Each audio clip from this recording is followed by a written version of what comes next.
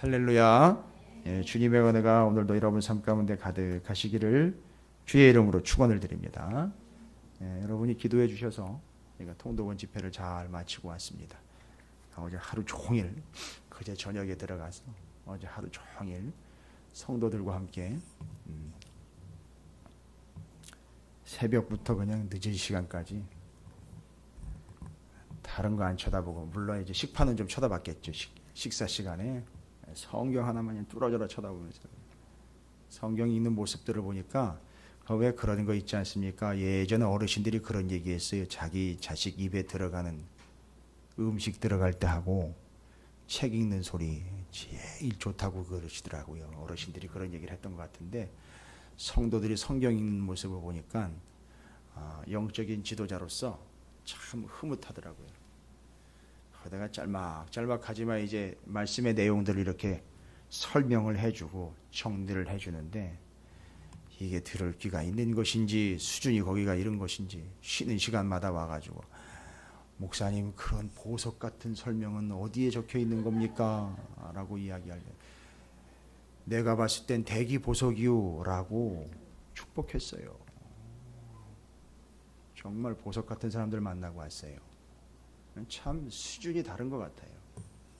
그런 걸 보석이라고 이해할 수 있는, 우리도 표현상 뭐 하늘 보석 욥이다라는 표현도 하지만 말씀을 보석처럼 볼 수 있고 귀하게 가치 있게 여길 수 있다라는 그 사람의 눈이 보배인 것 아닌가, 그 영혼이 보배가 아닌가 싶어요. 그래서 제가 그렇게 축복했어요.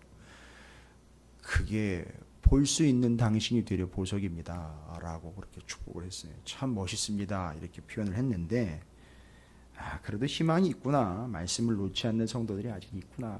그 무더위 속에서도 그냥 찜통 더위 속에서도 말씀 펼쳐놓고, 초등학생서부터 시작해가지고 어르신들까지 와가지고 그냥 성경 읽는데 참 감사한 하루였습니다.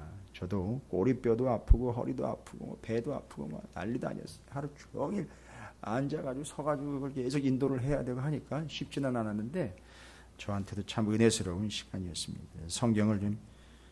성경 전체, 저는 이제 모세오경 부분하고 왕정 500년 부분을 다 읽고 나왔어요.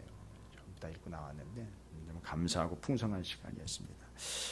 오늘 그 느낌 그대로 좀 이어갔으면 좋겠는데, 또 오늘 부분은 이제 사도행전 30년 부분이 내용이라, 여러분이 아시다시피 이제 복음이 전파가 되어가는 예수 그리스도의 복음서 시대를 지나서 사복음서 시대로 이어져 가고 있습니다. 여러분 7개 틀의 그림 이제 기억나시죠? 우리 교회가 하도 봐가지고. 그런데 그 그림이 이제 공식이라는 게 있어요. 무슨 공식이냐면 앞에 보면 오경, 그러니까 구약과 신약을 이렇게, 이제 공식이라고 할 때에는 구약과 신약을 동시에 봐야 돼요.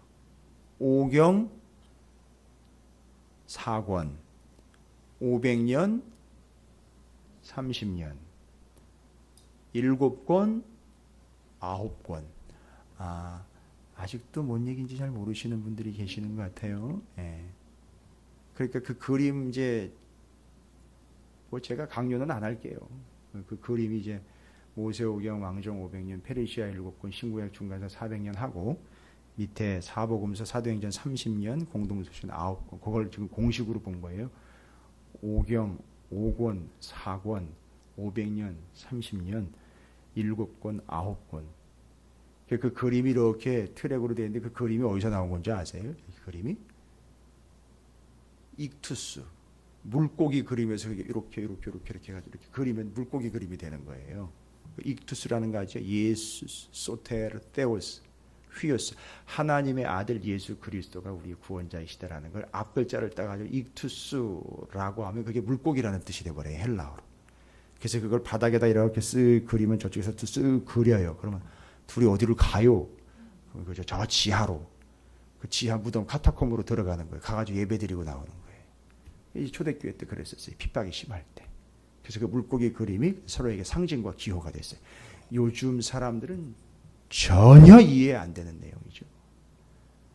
뭐 시큰 교회 와가지고 졸고, 뭐 먹을 거 시큰 먹고, 뭐 어려울 거 없고, 부모가 믿었으니까 뭐 자식도 믿게 되는 이런 여유만만한 입장에서는 절대 이해가 안 되는 부분이죠. 들어가면 거기서 평생을 썩어야 되고 살아야 됩니다. 썩은 시체 냄새 맡으면서. 그래서 피부병을 달고 살아요. 피부병을 달고 살고 유전자가 변형이 돼버렸어요. 아이의 등이 굽은 채로. 낮으니까요. 그래서 아이의 키가 작은 채로 그렇게 태어나 평생 거기서 살다 거기서 죽은 사람도 있어요. 그 핍박 때문에. 우리는 전혀 이해가 안 되는 얘기. 오늘날과 같은 이 시대에서는 이해가 안 되는 얘기입니다. 그렇죠? 골라 먹을 수 있는 게 많고 골라 갈 수 있는 곳이 많죠. 교회도 골라 다닐 수 있는 교회가 많아요. 목사도 골라서 세우는 판인데요. 말씀도요. 자기가 골라서 듣는 판인데요. 이해 안 됩니다. 절대 이해 안 돼요. 주시는 걸 그대로 받아야 되며 고통도 고통대로 그대로 받아야 되는 상황에서 전혀 이해 안 되는 것이죠. 지금과는 비교가 불가합니다. 어쨌든 지금 그런 상황 가운데 사도행전 9장은 여러분이 보시기에는 아직은 로마가 핍박을 하기 직전인 유대교가 동족을 핍박하고 있는 상황입니다. 왜냐하면 유대인들이 예수를 믿고 교회가 세워졌으니까요. 그래서 그 동족들인 유대인들이 오히려 교회를 핍박하고 있는 상황에 그 앞잡이 노릇을 했던 사도 바울입니다. 오늘 그 사도 바울이 예수님을 만난 사건이 제가 이제 새벽기도 때 이미 말씀을 나눈 건데 너무너무 중요한 부분이라 정말 내가 예수를 만나기나 한 건가라는 걸 질문을 할 때에 이건 온 세계 열방의 그리스도인과 교회들이 명확하게 이 말씀 앞에 좀 서서 정말 표현대로라면 여기 나와 있는 것처럼 엎드러지고 부서진다는 알몸이 그냥 확 벗어지는 것처럼 거기서 비늘 같은 것이 벗겨진다라고 할 때 아주 껍데기가 싹 벗겨지는 것처럼 하나님 앞에 내 더러운 것들이 싹 벗겨지면서 실체가 드러나는 그런 경험들을 했는가라고 이야기할 때 바로 그 주님 앞에 만남이라는 건 어떤 걸 의미하는 건가. 도대체 만남은 주님과의 만나면 그냥 만나면 좋은 친구에서 애화동동 이렇게 그냥 어울려가지고 엄배 덤배 그렇게 손잡고 룰루랄라 하면서 가는 것이 그것이 만났다는 증거인가? 아니요. 절대 그렇지 않습니다. 주님을 만났다는 것은 명확한 근거와 그 결과가 성경에 분명히 기록되어 있습니다. 자, 사도 바울이 주님을 만났을 때 어떤 일이 일어났는지 점검을 해보십시오. 사도 바울이 주님을 만났을 때 제일 먼저 9장 4절에 그냥 그 자리에 확 꼬꾸라져 엎드려 버렸습니다. 여기 엎드러지다라는 표현은요. 헬라어로 핍토라는 말이 핍토 외우기도 쉬워요. 마치 피를 토하면서 쓰러지고 엎드러지는 것처럼 그렇게 떼굴떼굴 굴르는 걸 이야기합니다. 잊지 마십시오. 이 단어는 그냥 쓴 게 아니에요. 그 사도 바울이 정말 피를 토하듯 그 자리에 주님이 부활하신 주님이 앞에 서 있는데 그 주님을 만난 거거든요. 직접 대면한 거거든요. 바울은 살아생전 예수를 본 적이 없어요. 근데 부활하신 예수를 영으로 만난 거예요. 뭐라고 나와 있습니까? 호련히 하늘로부터 빛이 그를 둘러 비추었다. 그에게 임재를 하신 거예요. 부활하신 주님이 임재를 했는데 주님과 대면을 합니다. 부활의 주님, 영광스러운 주님과 대면을 해버립니다. 피를 토합니다. 넘어집니다. 핍토라는 단어 제가 여러 가지 뜻이 있어서 새벽에는 일일이 다 설명드렸어요. 그 뜻이 뭐냐? 넘어진다, 자빠진다, 죽는다, 실패한다, 박살난다, 쓰러지다, 넘어가다. 그런 뜻입니다. 이 핍토라는 말은요. 사도 바울이요. 바로 그 이전 존재했던 그 사도 바울이 사울이 그 이전 것이 다 넘어지고 쓰러지고 죽고 부러지고 부서지고 완벽하게 까발려지면서 그냥 그 자리에서 박살이 나가지고 아주 부서져 버리는 겁니다. 아야소리도 못하면 잘 보십시오. 뭐라고 이런 반구하고 있거나 뭐라고 반문하고 있는지 보십시오. 바울은 단 한마디도 못하고 거기서 엎드러졌다. 그리고 보시면 아시겠지만 그 뒤에 9절에 사흘 동안 보지 못하고 먹지도 마시지도 아니하니라. 이건 의지적인 결단이 아니라 도대체가 이건 할 수가 없었던 거예요. 이걸 할 수가 없었습니다. 주님을 만났습니다. 자, 살아있는 죄인이 부활의 주님을 만났습니다. 자, 이게 뭘 얘기하는 걸까요? 사흘 동안 보지도 못하고 먹지도 마시지도 못했다. 뭔 얘기입니까? 그 부활의 주님을 만났는데 이 영혼은 마치 예수님이 부활하기 전에 어떻게 하셨던 것처럼요? 죽으셨던 것처럼 죽었다는 얘기입니다. 그래 이게 이해가 되어야 3일이라는 말도 이해가 되는 거죠. 왜 굳이 3일입니까? 3일, 주님의 3일이요. 저 이전에는요. 대제사장이 고핫자손이요. 고핫자손이 언약궤를 메고 이스라엘 백성들보다 3일길 먼저 갔던 그 이야기. 이게 통입니다. 이게 이걸로 연결을 해야 돼요. 제가 사사기 통독을 하면서 이제 한 집사님이었었어요. 사사기 통독을 하고 이제 왕정시대 넘어가면서 사사기를 정리를 하는 팁을 설명을 드렸을 때 통이란 뭐냐를 설명을 했어요. 통이란 이런 거다라고 이야기할 때 사사기에 삼손이 머리 깎이는 이야기를 이야기할 때에 머리 깎는 이야기 나오면 여기서 멈춰서는 안 된다 이거죠. 민수기에 나실인 이야기가 나와야 되고 그 다음에 삼손이 머리 깎이는 이야기가 나와야 되고 에스겔이 머리털과 수염 싹 밀어버리는 이야기 나와야 되고 신약 성경에 사도 바울이 겐그레아에서 18장 사도행전 18장 18절에서 2차 선교 여행 마치고 자기가 거기서 머리 깎고 서원한 바 작정한 바인 2차 선교회가 완성되었다라는 걸 확인하는 그 머리 깎음이 통으로 연결이 되어야 된다. 그래서 인생에서 머리 깎는 이야기 나올 때 머리를 깎는 사람이 있고 머리를 깎이는 자가 있다라는 거죠. 이 이야기를 하니까 막 자빠지는 거예요. 오, 성경을 어떻게 그렇게 새롭게 보는 게 아니라 못 봤던 걸 보게 되는 겁니다. 그래서 찾아와가지고 이렇게 보석 같은 설명이라는 얘기를 다는 거예요. 그걸 보석이라고 알아먹는 사람도 참 대단한 수준이죠. 자, 지금 여기서 우리가 보고 있는 이 사흘 동안 보지 못하고 먹지도 뭐 어떻게 하지도 못해. 이건 죽었다는 얘기입니다.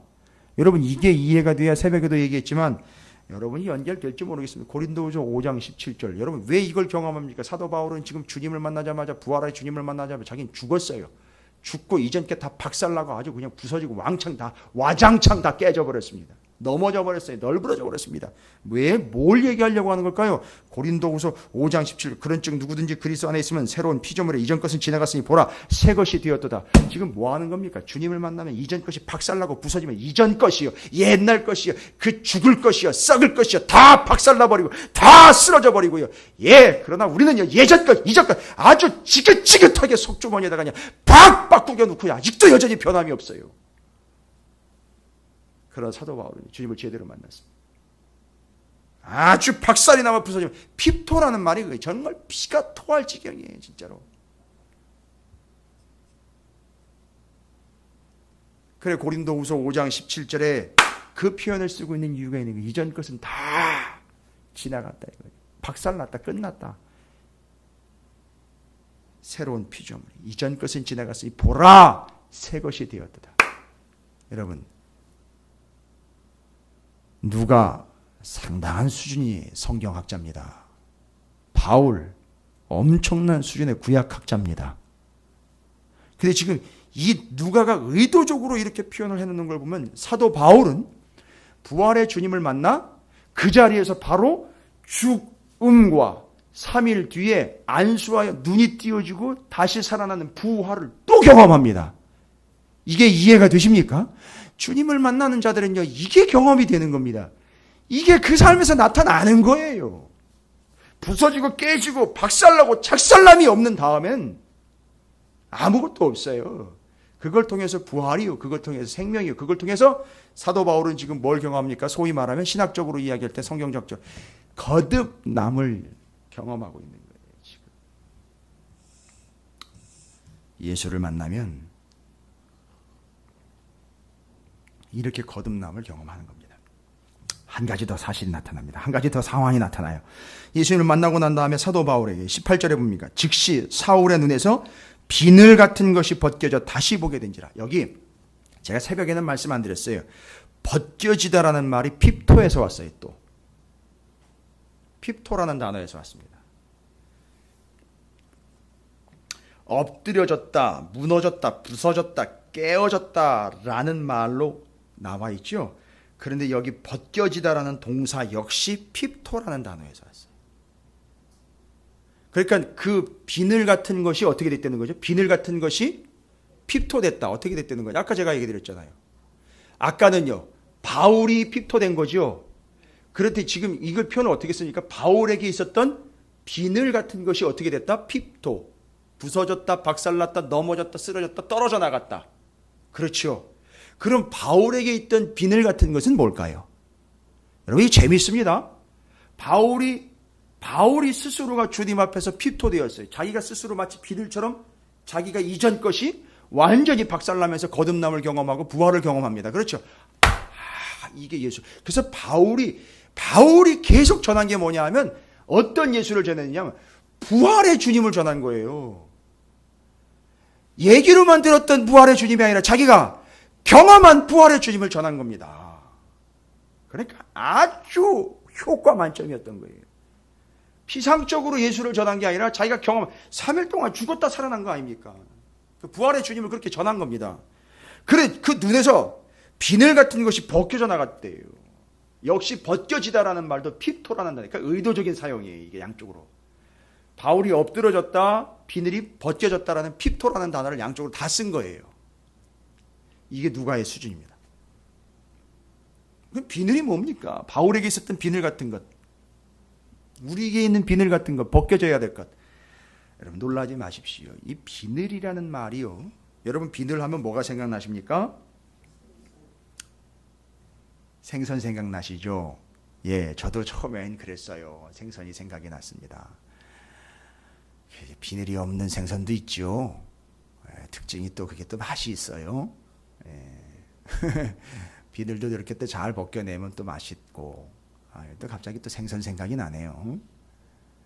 절대 다른 의도는 없습니다. 비늘이라는 얘기가 나왔으니까 말씀드려요. 근데 여기서 말하는 비늘은 그런 겉껍데기나 갑옷 이런 개념의 비늘이 아니라 잘 보셔야 됩니다. 헬라어가 그걸 얘기를 하고 있지 않아요. 뭐냐면 헬라어는 레피스라는 단어예요. 레피스. 그런데 이게 어디서 왔느냐 하면 레프라라는 단어에서 왔어요. 레피스, 레프라. 벌써 헬라어 3개나 여러분들은 오늘 또 습득을 하십니다. 핍토. 기억하기 좋죠? 핍토. 그게 이제 피를 토하듯 쓰러진다라는 말과 벗겨져 떨어져 나간다는 2개 뜻으로 사용됐고, 비늘이라는 말을 이야기할 때 레피스, 껍질을 벗기다라는 뜻에서 왔는데 원래 이 단어는 어디서 왔느냐 하면 어원이 있어요. 이게 어디서부터 원래 온 게 있어요. 그게 레프라라는 단어에서 왔는데 여러분 레프라라는 단어가 뭔지 아십니까? 나병이에요. 나병. 제가 소스라치게 놀랐어요. 그러니까 여기서 말할 때에 비늘 같은 것이 벗겨져 다시 보게 된지라는 것은 마치 주님을 만나고 난 다음에 무언가 걸림돌이 무언가 막혀 있다가 이게 이제 주님을 만나는 순간 뭐가 이렇게 잠깐 가렸다가 다시 안수를 받고 벗어진 것처럼 생각을 했는데 이 비늘은 언제적부터 있었던 겁니까? 사도 바울이 이 땅에 태어나면서부터 자기를 덮고 있었던 뭐와 같은 거죠? 나병과 같은 거였어요. 그러니까 이 레피스라고 일컬어지고 있는 비늘은 생선 잡으면 그때 벗겨내는 그런 개념이 아니라 인생에서 계속해서 바울을 덕지 뒤덮고 있었던 뭐와 같은 나병과 같은 껍데기였었어요. 무슨 얘기입니까? 이게 싹 벗겨져야 되는 거예요. 이해가 되십니까?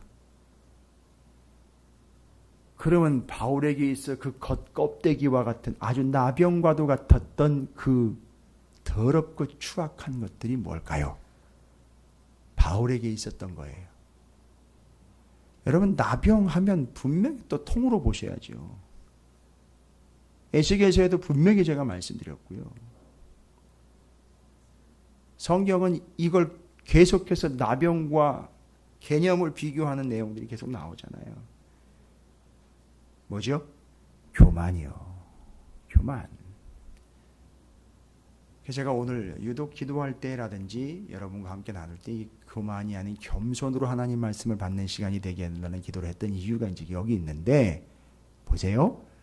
그렇게 해서 그 이전에 자기가 자기 살을 파먹고 썩게 만드는 교만과도 같이 자기를 덮고 있던 덕지 진물처럼 살이 물러지면서 그게 여전히 딱지가 돼가지고 자기 위에서 그것이 역시 세균의 번식처가 돼가지고 계속해서 살은 썩어 들어가게 만들고 있었던 나병과도 같았던 자기가 벗지 못하고 이제야 누굴 만나서야 예수를 만나서야 벗겨지고 있었던 그 나병과도 같은 그 인생에 정말 제거돼야 될 것, 대표적인 것은 의미상으로 이야기하면 레피스, 곧 나병과 같은 교만이라는 거죠. 그렇지요. 교만할 대로 교만했겠지요. 사도 바울의 입장에서 이야기하자면 교만할 대로 교만했을 거예요. 여러분이 근거를 한번 찾아내 보십시오. 성경적으로요. 개념적으로만 보지 마시고 성경적으로 그가 왜 그렇게 교만할 수밖에 없었을까? 속으로는 아니지만 아닌 척하지만 지금 보시면 스데반을 이미 처형을 하고 대제사장들이 성전에서 공문 도장 찍어가지고 준 걸 손에다가 쥐고 그냥 그 의기당당하게 예수 믿는 놈들 다 잡아 죽인다고 교회 어디 있어? 거기 어디 있어? 누구야? 어떤 놈이 하면서 붙잡으러 다니면서 지금 다 잡아 죽이겠다라고 그냥 걸리면 다 죽여버린다 이런 개념으로 지금 가고 있다가 예수를 만난 거거든요. 이게 사도 바울에게 있어서 인생의 평생의 그 나병과 같이 덕지덕지 앉아있었던 그 떨어져 나가야 되고 벗겨져야 되는 그 인생의 그 교만과도 같이 교만을 일끌어냈고 교만과도 같은 그 모든 요소들 과연 무엇이 있었을까요? 어떤 것 때문에 사도 바울은 교만할 수밖에 없었을까요? 예? 그렇죠. 자기가 그걸 뭘로 여긴 거죠, 나중에는요? 배설물로 여겼던 그거. 지금까지 사도 바울은 주님을 만날 때까지 그걸 뭘로 여긴 거죠? 그것을 자기의 자랑으로 여겨왔던 건데, 이 경험 이후로는 사도 바울이 그 모든 것들을 다, 그렇죠, 배설물처럼 여기기 때문에 어떻게 해야 돼요? 버려야 되죠. 뭐죠? 비늘같이 핍토시켜 버려야 되는 거라는 얘기인 거죠. 그때 주님을 만났을 때 어떻게 됐다는 거죠? 그게 제거가 됐다는 거예요. 할렐루야. 와우. 이 두 가지 사건이 나타납니다.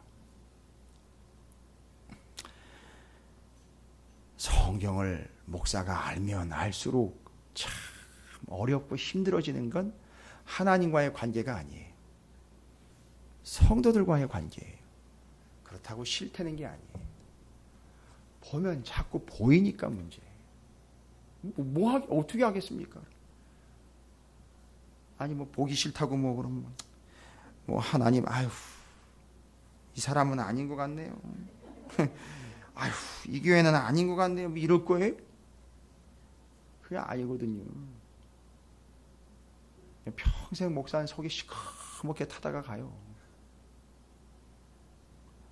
저는 그래도 여러분이 오해하지 않아가지고 제가 조금 이렇게 단내가 나기 전에 그냥 훅 하고 불어버리니까 저는 조금 풀려요.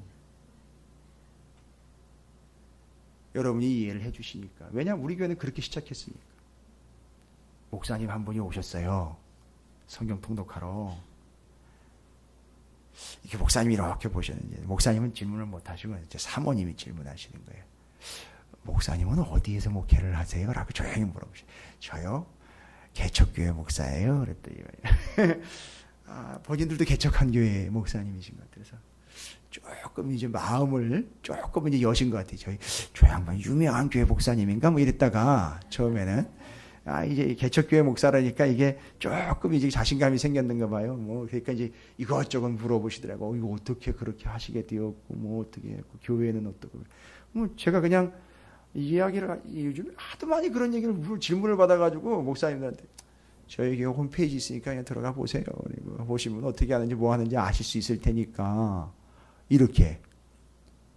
그런데 바로 거기서 그분들을 만나면서 이 목회자들이 이게 뭔가를 지금 볼 수 있는 눈들이 자꾸 생기는데 이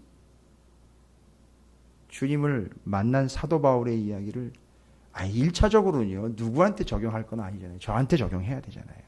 저한테. 제가 피를 토하면서 쓰러져야 되는 거고요. 제게서 그 이전 것들이 다 비늘처럼 떨어져 나가는, 이건 나병입니다. 이거 붙어 있으면 안 되는, 그렇죠? 그 나병 얘기하면은 분명히 나병은 성경으로 보면은요 못 고치는 건데 성경에 보면은요 꼭 고치는 때가 기록이 돼 있어요. 예? 기억나십니까? 그래서 제가 지금 굳이 또 통성경으로 얘기를 하는 거예요. 왜 그 비늘 같은 나병이 벗겨져 버렸습니까? 사울이요, 영적으로 보면 완전 나병 환자이지 않았습니까? 근데 지금 치유받은 거 아닙니까? 완전히 그 덕지덕지한 나병 껍데기가 싹 다 벗겨진 거잖아요. 성경에는요, 구약 성경 가시면 신약 성경에서의 나병이요, 나병 환자들과 누구와의 만남이요, 그때 고쳐졌다는 거 아닙니까? 이해가 되십니까? 그 10명의 나병 환자들이요, 예수님 만나, 예수님 뭐라고 얘기합니까? 어떻게 하래요? 가서 제사장에게 보이라는 거예요. 왜 보여야 되는? 이러면 얘기 끝난 거지요. 그 사람하고는 얘기할 필요 없죠. 왜 우리 아버지한테 안 보이고, 왜 제사장한테 보여? 우리 동네 부잣집 유지 있는데, 왜 그 사람한테 안 보이고, 왜 제사장한테 보여야 돼요? 이러면 그건 벌써 얘기 끝난 거지. 그 사람하고는 얘기하지 말아야죠. 근데 이 사람들이 다 어떻게 되는 거지? 이걸 알아들었다는 거예요. 제사장한테 가야 된다는 건 안 되는 거죠? 뭔 얘기예요? 이 1500년 전에 율법을 이걸 이해하고 있는 거예요, 이 사람들이요. 그걸로 또 이야기하면 그게 통이에요. 그런데 그 나병, 그건 누구를 만나면서죠? 예수를 만나면서 깨끗이 치유됐다는 거예요. 떨어져 나갔다는 거예요.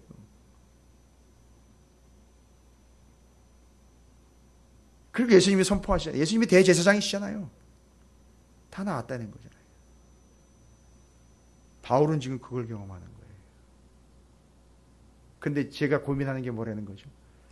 피를 토하며 쓰러진 것, 부서진 것, 박살남과 그 이전 것들로부터 완전히 독립되어서 이제는 완전히 분리되어서 그 이전 것은 다 박살나고 죽어지고 없어지고 사망 선고가 내려지고 새롭게 거듭난 존재로서 죽는다. 3일 동안 먹지도 마시지도 보지도 못하게 되고 주님의 부활을 자신 직접 경험하게 되는데, 이런 경험들과 그 덕지덕지 않았던 나병과도 같은 그 교만함으로부터 오는 것들과 자기의 그 이전의 경험들, 자기 지식 철학들, 자기의 아주 더럽고 추잡한 모든 것들, 자기 자신감, 교만, 자만, 모든 것들이 덕지덕지 앉아있는데, 이게 지금 터져가지고 진물이 막 나오고 있는데도 누가 그걸 욥처럼 기왓장으로 긁어내렵니까? 어떻게 하면은요, 주님을 만나면 이게 어떻게 된다고요? 떨어져. 근데 그 사람 곁에 가면 냄새가 나요. 살 썩는 냄새가 납니다. 나병이 여전해요. 그렇다고 넌 저리 가, 이게 안 되잖아요. 그거 아니잖아요. 근데 우리 교회 성도들 중에는요, 그런 사람들도 있을 거예요. 남 몸에서 또 냄새 난다고 너 저리 가 라고 이야기하는 사람들이 있을 거예요. 자기 몸에서 냄새 나는 거예요. 자기 몸에서 비늘이 떨어져 나가지도 않는 남의 몸에서 비늘 여전히 안 떨어졌어, 이렇게 얘기하는 사람 분명히 있을 거란 말이에요. 뭡니까? 나쁜 사람? 침 한번 뱉어줘야 되는 사람? 아니요. 불쌍한 사람이에요. 아직도 여전히 뭐 하지 못했다는 얘기죠. 주님을 만나지 못했다는 얘기예요. 너무너무 가슴이 아파요. 아직도 주님을 만나지 못했다.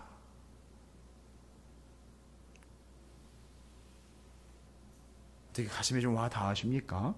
주님을 만난 사도 바울이 두 가지의 사건이 명확하게 기록이 되어 있어요. 아주 피를 토하며 엎드려져 부서져 깨지고 이전 것이 지나가고 새 것이 되는 거듭남을 경험하고, 자기가 이전에 그걸 자랑처럼 여겼던 그 더러운 그 나병과도 같은 것들이 싹 껍데기처럼 그냥 완전히 벗겨져 나병이 치유되는 것 같은 놀라운 회복, 이것이 이루어져 놀랍게 역사가 나타납니다. 제가 설명드린 내용 어렵지 않으시죠? 충분히 이해가 되시죠?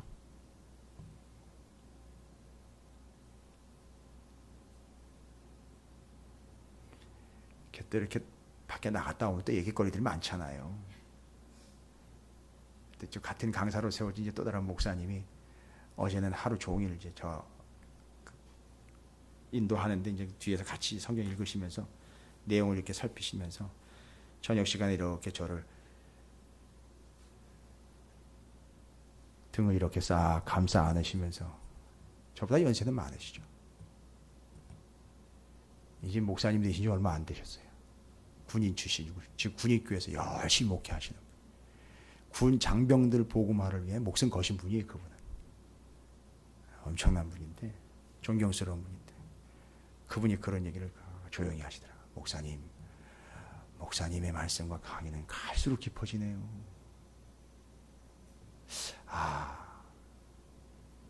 같은 목사로서 같이 렉처러 과정도 하고 자주 만나고 꼭 가면 꼭 오셔요. 말씀을 공부하러 가면 꼭 한숨 빠지지도 않고 그냥 군인 정신으로 오시는 것 같아요. 오셔서 그 딸도 통성경 학교에 입학시켜가지고 공부하고 뭐 하여튼 열심히 하시는 분인데 그런 얘기를 들으면서 참 감사하다.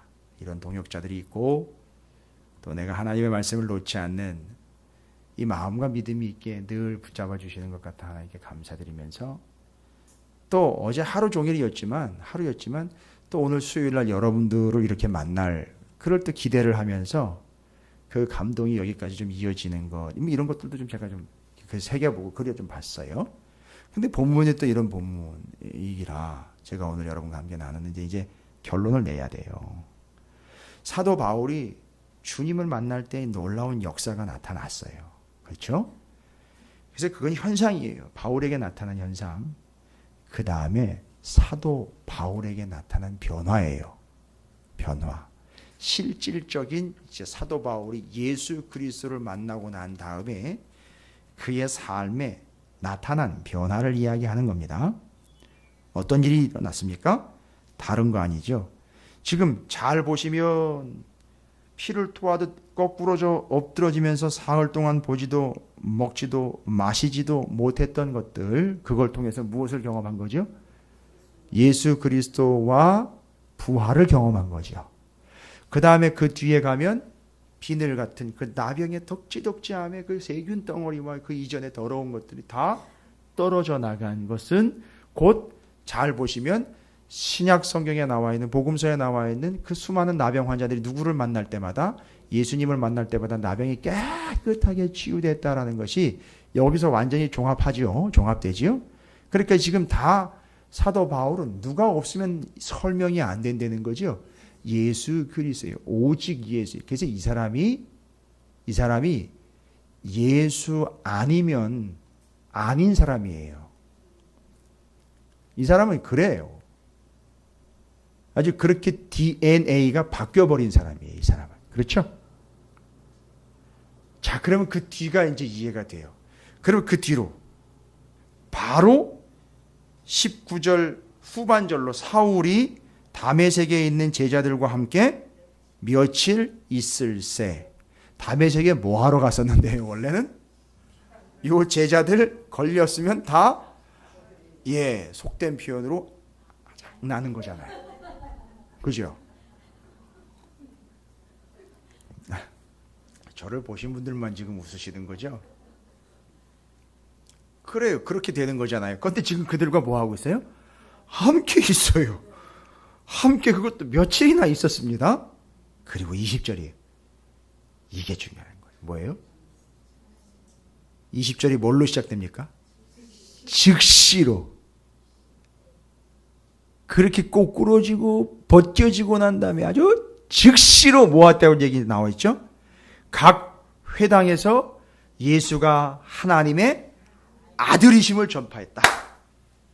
여러분, 왜 하나님의 아들이심을 전파했다라고 여기다가 제일 첫 번째로 전파한 내용 뭐를 전파했다는 거죠?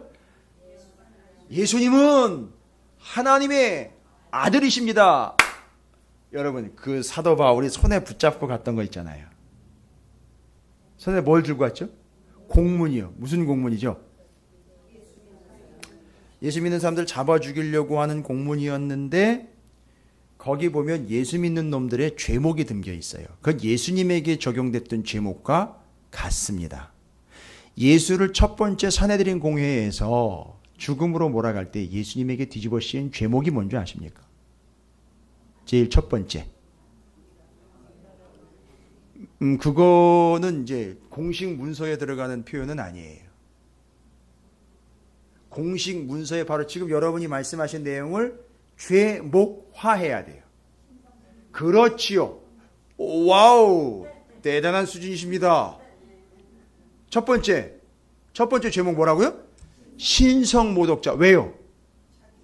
하나님의 아들이라고 얘기했어요. 이게 어디 감히 지가 하나님의 아들이라는 표현을 쓰고 지가 하나님을 욕되게 해. 그래서 첫 번째 신성모독죄. 그 다음에 야, 요 성전 허물로 내가 사흘 만에 짓게. 이렇게 얘기했지. 너희 몸이 성전인 걸 너희가 알지 못하냐 얘기할 때 3일 만에 다시 짓는다는 얘기는 뭐죠? 3일 만에? 그렇죠. 그 얘기한 거잖아요. 그거 포인트잖아요. 그러니까 지금 또한 역시 성전을 뭐 한 거죠? 모독한 거예요. 성전 모독죄. 세 번째는요. 부활을 속이는 자. 왜냐하면은 이 공문 발송한 사람들이 다 누구예요? 사두개파잖아요. 사두개파는 뭘 안 믿죠? 부활을 안 믿죠. 그러니까 부활로 속이는 자. 됐습니까? 그 다음에 네 번째, 자칭 유대인의 왕. 요거예요. 근데 거기 제일 첫 번째 제목이 뭐예요? 신성모독. 그런데 사도 바울이 제일 넘버원, 제일 첫 번째 제목, 예수 믿는 놈들과 예수와 똑같은 교회가 첫 번째 제목, 신성모독죄. 이걸 제일 넘버원으로 찍어가지고 갔는데 사도 바울이 제일 첫 번째로 전한 게 뭐예요? 즉시로 예수는 하나님의 아들이다라고 전파를 하는 거예요. 이거 죽으려고 환장한 거지 그러면. 와우, 확실히 주님을 만난 게 맞네요. 그죠? 왜요? 만났으니까요. 하나님의 아들인 게 확인이 됐잖아요. 그러니까 제일 첫 번째 제목을 싹 갈아치우고 아예 예수는 하나님의 아들이십니다라고 전파하는 거예요. 아, 예수로 죽고 예수로 사는 사람이에요. 아니 뭐 다른 이야기가 없어요. 사도 바울이 뭐 더 건강해졌더라, 뭐 핸섬해졌더라. 제가 이번에 통독원 가지고 핸섬해졌다라는 얘기를 지금 들어왔어요. 듣고 왔어요. 핸섬 가이가 됐다고. 살이 조금 빠지다 보니까 이렇게 균형이 좀 잡히나 봐요. 이렇게 봤을 때. 감사합니다, 권사님. 그렇지요. 이심전심이라고나 할까요? 그죠? 뭐에는 뭐가 보일 거예요. 그런데 하여간에 바울 얘기하다가 괜히 제 얘기로 빠져서 그러면 죄송합니다. 아니 다른 걸 보질 않아요. 다른 게 안 보이고 바울은 이제 오직 뭐만 보이느냐 하면 예수만 보이는 거예요. 여러분 재밌는 표현을 할게요. 눈에서 비늘 같은 것이 확 씌워졌다. 이게 떨어졌다 그랬잖아요. 그런데 이제 그보다 더한 콩깍지가 씌운 거예요. 이 재밌죠 표현이요. 그보다 더한 예수 콩깍지가 씌워가지고 이젠 뭐밖에 안 보이는 거죠? 예수밖에 안 보이는 거예요. 예전에는 아무것도 안 보였는데 이제는 예수만 보이는 거예요. 할렐루야. 이게 바울이에요. 그래서 예수는 하나님의 아들이십니다 라고 선포를 해요. 거기서 끝나지 않습니다. 아이고, 제가 너무 은혜를 받는 거는 바울의 이 고백한 내용도 은혜지만 20절 시작 뭐라고요? 즉시로. 이게 눈치 있는 분들은 거기다 이렇게 저랑 공감을 하면 표시를 해놔요. 조금 더 눈치 있는 분들은 좀 색깔로도 또 이렇게 표시를 하고. 그런데요, 22절을 보십시오. 더 또 은혜가 되는 건 눈치 있는 분들은 또 이제 이렇게 눈치 있게 그 앞부분을 봐요. 사울은 힘을 더 얻어서 뭐라 그래요? 예수는 그리스도라고 또 얘기해요. 야, 이 보십시오. 지금 뭐 기독론, 아니 신학이요? 아이고, 뭐 누구한테 비교를 합니까? 사도 바울이 지금 예수라는 어떤 분인지를 지금 싹 정리를 하고 있어요. 하나님의 아들, 예수는 뭐예요? 그리스도. 히브리어, 헬라어로는 그리스도이죠. 히브리어로는 예수가 그들이 그렇게 기다리는 기름 부음 받은 자. 그렇죠. 메시아. 그러면 이건 구약 성경 전체를 싹 정리하는 거잖아요. 왜요? 사도 바울은 이미 구약 성경 전체를 다 마스터한 사람입니다. 그런데 그 구약 성경에 나와 있는 그 내용이 모두가 다 누구를 이야기한 거다라는 것을요, 예수를 말씀하신 거다. 그래서 이걸 구약성경 전체를 한 고백으로 정리를 끝내버립니다. 예수는 성경이 말한 오실 메시아 곧 그리스도이시다 라고 그냥 확 선고를 해버려요. 이건 공문보다도 더 확실한 선고를 해버리죠. 이거는 뭐랑 연결되냐면 잘 보십시오. 야, 바울의 수준이요, 어마어마한 수준이에요. 그래서 바울의 이 한마디 말 때문에 유대인들이 발칵 뒤집혔어요. 왜냐하면 구약 성경 전체를 완벽하게 마스터하고 있는 사도 바울이 완전히 돌아버린 거 아니에요. 그렇죠? 핍토해버린 거죠. 비늘이 벗겨져 버린 거잖아요. 그래가지고 예수를 지금 검증해 냈잖아요. 예수가 하나님의 아들이라고 턱 얘기를 해버렸죠. 거기다가 구약 성경 전체를 확 정리해서 한 단어로. 여러분, 이거 보통 수준이 아니에요. 구약 39권을 한마디로 누구랑 딱 집약을 시켜가지고 예수에게 집약을 시켜가지고 예수가 그리스도다, 메시아다라는 걸 39권을 한마디로 싹 정리 끝내버린 거라고. 여러분, 이게 통이에요.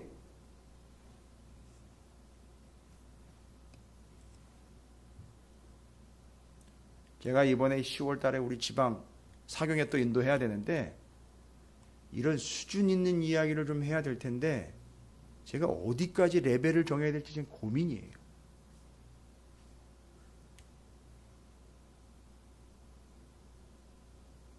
맨날 예수 믿고 복 받았다는 얘기만 잔뜩 늘어놓으면 이거 큰일 나는 얘기인데, 잘 보십시오. 지금 사도 바울은 예수 만나 인생 제대로 거덜난 거죠. 근데 이게 거덜난 게 소진된 게 아니라 더욱 신약 성경의 사도행전 용어로 쓰셔야죠. 요즘에 쓰고 있는 용어로. 그렇지요. 왕성해지고 있다는, 아욱산화해지고 있는 걸 지금 얘기를 해야 되는데 놀랍습니다. 와, 어떻게 이 정도 수준일까? 정말 대단해. 저 못 따라가요. 진짜 저는. 정말 저는 못 따라갑니다.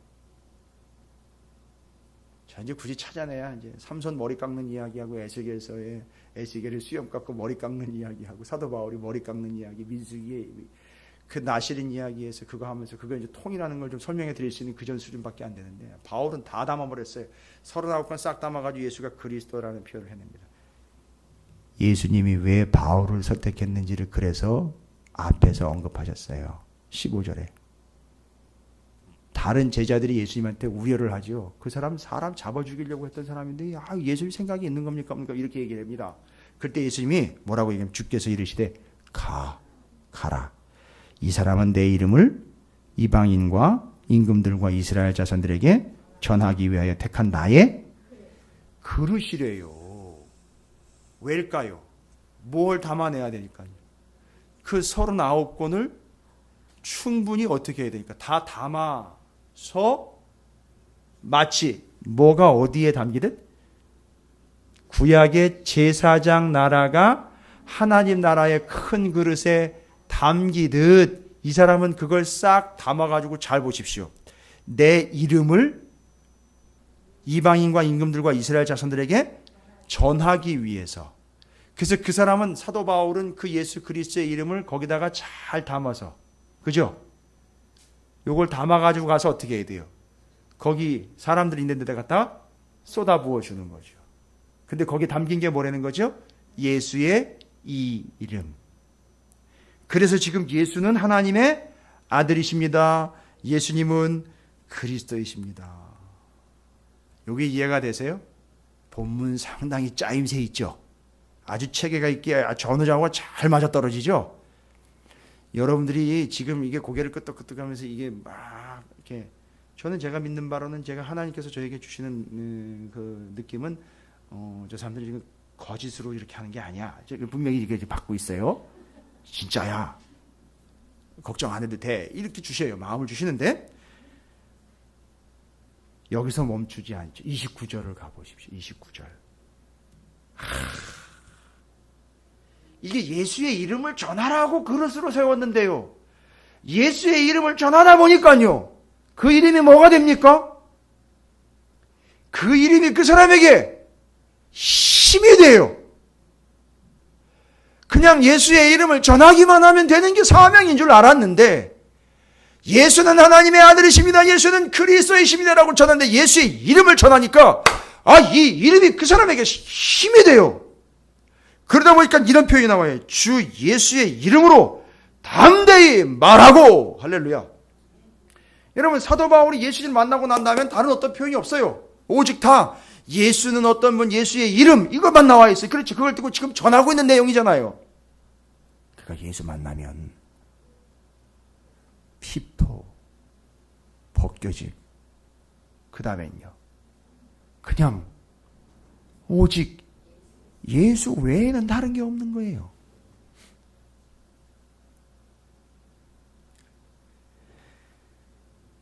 (20절) (22절) (29절) 잘 표시해 놓으십시오. 순서대로 20절, 22절, 29절을 여러분들이 이미 배경 설명을 들으셨으니까 하루에 한 번씩만 쭉쭉 읽으셔도 그것이 여러분에게 힘이 될 줄로 믿습니다. 왜요? 예수가 그 이름이 바울에게 힘이 실제로 됐으니까요. 29절부터 한번 읽어볼게요. 또 주 예수의 이름으로 담대히 말하고 헬라파 유대인들과 함께 말하며 변론하니 그 사람들이 죽이려고 힘쓰거늘. 죽였다는 겁니까? 못 죽였다는 겁니까? 못 죽였다는 거예요. 형제들이 알고 가이사라로 데리고 내려가서 다소로 보내니라. 그러니까 이미 이 사람은 구약의 전체적인 내용이 예수에 대한 것들로 정리가 싹 끝나버린 사람이기 때문에 이 사람하고 얘기를 해봐야 게임이 안 되는 거예요. 그러니까 답은 뭐예요? 저는 자식 저거 죽이는 거 외에는 방법이 없다. 이렇게 나오는 거예요. 그래서 제가 걱정이에요. 제가 성경을 너무 많이 알면 저 인간 저거 너무 오버하시면 안 된다는 걸 얘기 드리는 거예요. 아벨의 신분적인 자기 이해, 그것이 자기에게 내게 있으면 좋아요. 왜냐하면 그 의로 인하여 내가 불의한 자에게 죽을 수 있다라는 긴장감은 좋습니다. 근데 그게 자기 의를 또 합리화하는 도구로 쓰면 안 돼요. 그렇죠? 그렇게 쓰지 마시고요. 근데 어쨌든 사도 바울을 죽이려고 덤벼요. 안 되니까요. 실력이 안 돼요. 수준이 안 되니까요. 여러분, 그 수준 차이가 어디서 온 거라고요? 이제 좀 결론 좀 내보자고요. 여러분, 교회 수준이요. 성도의 수준이요. 아니, 잽이 안 된다니까. 죄송합니다. 전문 용어 써서. 게임이 안 된다니까요. 아무리 뭘 어떻게 해보려고 와가지고 뭘 변론을 하고 뭘 얘기를 하려고 해도 안 돼요. 수준이 너무 차이가 나서 안 돼요. 바울을 능가할 수가 없습니다. 여러분, 그 수준의 차이가 뭡니까? 도대체 교회의 수준, 그 성도의 수준, 목사의 수준은 도대체 뭡니까? 수준 차이가 어디서부터 난 겁니까? 여러분, 그 이전 것은 이미 바울에게 있어서 비늘처럼 나병처럼 다 떨어져 나갔다 그랬어요. 그러면 이 수준 언제 이후로 지금 세워진 수준입니까? 그렇죠. 예수를 만나니. 그러니까 그 교회, 그 성도, 그 목사의 수준은요, 뭐가 어떻게 됐느냐로 판가름 난다는 거죠. 예수를 제대로 만났느냐, 안 만났느냐로 판단되는 거예요. 죄송합니다. 목사, 장로, 권사, 집사, 이게 수준 차이가 아니에요. 교회요, 재정, 인원, 건물로 차이가 나는 게 아니에요. B1 교회, F5 교회, 어디서 그따위 망발을 함부로 합니까? 그게 수준 차이가 아니에요. 제대로 예수를 만났느냐, 이런 과정들이 있느냐, 그걸 보면 알 수 있습니다. 그리고 31절이에요. 그리하여 제대로 만난 한 사람 바울로 인하여, 그렇죠? 온 유대와 갈릴리아와 사마리아 교회가 평안히. 근데 여기 하나 빠졌어요? 뭐예요? 땅끝이요. 땅끝은요. 이제 가야죠. 이제 남겨놓은 거죠. 근데 지금 현재 사도 바울이 주님을 제대로 만난 결과 온 유대, 갈릴리, 사마리아 교회가 평안하여 든든히 서가고 주를 경외함과 너무 기가 막힌 표현들과 설명들이 나와 있네요. 마치 찾으시는 교회에게 교훈으로 주시는 것처럼. 교훈이요. 그러니까 알아야 될 좋은 이야기가 아니라 교회의 교훈. 가훈이 있는 것처럼 교훈으로 주시는 것처럼 뭐래요? 평안하며 든든히 서가고 주를 경외하며 성령의 위로로 수가 더 많아지니라. 와우! 이거 뭐예요? 이거 한마디로 어떻게 됐다는 거죠? 왕성. 누구 때문에요? 사도 바울로 인하여. 할렐루야. 여러분, 예수 제대로 만납시다. 내게 예수 흔적이 있는지 한번 점검해 보자고요. 사도 바울이 그래서 자기 몸에 예수의 흔적, 스티그마라고 그래요. 스티그, 찌르다라는 단어에서 왔어요. 너 예수 믿지? 하면서 찌른 흔적을 가지고 있어요. 나 예수 믿는 사람이요라고 그 흔적을 가지고 있다 그랬어요. 그런데 짐승이 요한계시록에 찍어주는 짐승의 표는 스티그마라고 하지 않아요. 카라그마라 그래요. 카라그마. 달라요. 주일날 말씀드렸죠? 카라그마는 모조, 모형, 짝퉁. 짝퉁 가방에는 아무리 귀한 로고가 찍혀 있어도 그건 스티그마가 아니라 카라그마예요. 그래서 여러분 아시잖아요. 진짜 명품인지 자꾸 목사가 짝퉁 그러니까 그런데 가품인지 이게 또 와닿진 않네. 짝퉁인지 알 수 있는 방법 여러분 다 아시죠? 그죠? 예? 이게 앞으로 들고 가면 진품이고요. 일단 기본을요. 비가 안 올 때 이렇게 앞으로 안고 가면 정품이고 그냥 이렇게 대수롭지 않게 앞뒤로 이렇게 흔들면서 가면 요거는 짝퉁이고요. 이제 비 오는 날 완전히 비 오는 날 비를 피하는 데 쓰면 짝퉁이고 그걸 자기 품 안에다가 넣고 가면 진품이고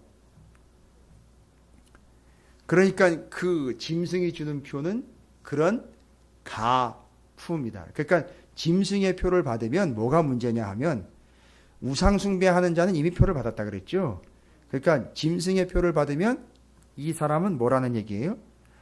나쁜 놈 죽일 놈이라는 얘기가 아니라 이게 가짜라는 얘기인 거예요. 됐습니까? 그러니까 가짜는 어떻게 처리했는지 아시죠?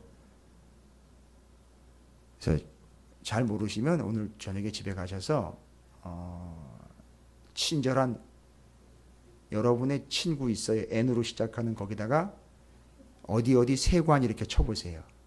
짝퉁 처리 이렇게 해보세요. 짝퉁 어떻게 처리하는지 싹 모아가지고 와, 저 그때 뭘 봤는지 모르겠는데 그 롤러인가요? 롤러? 그 도로 이렇게 다지는 롤러 있죠? 큰 중장비 그걸로 쫙 밀고 가더라고요. 그 안에서 그냥 다 박살나고 그거 싹 담아가지고 죄다 태워버리는 거. 그러면 그게 가짜의 운명이에요.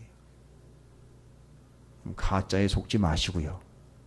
진짜 사도 바울이 예수 만난 그 흔적을 가지고 있었던 그래서 이제 정리합니다.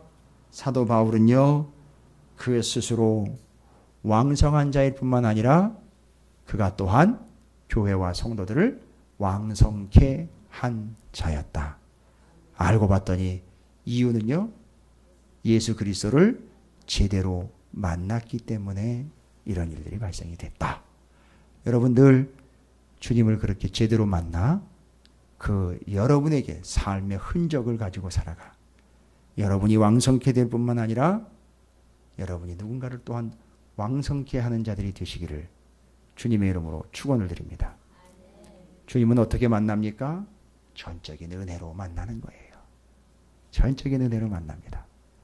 때가 되고 시간이 되고 그릇이 준비가 되면 제대로 만나서 주님의 사람으로 여러분은 부서지고 그렇죠? 알고 봤더니 만나면 뭔가 환상적으로 레스토랑에서 주님과 이렇게 칼질하면서 만날 것 같아요. 그게 아니라 부서지고 넘어지고 자빠지고 죽을 것 같은데 거기서 만나는 거죠. 만나서 뭐까지 벗겨지죠?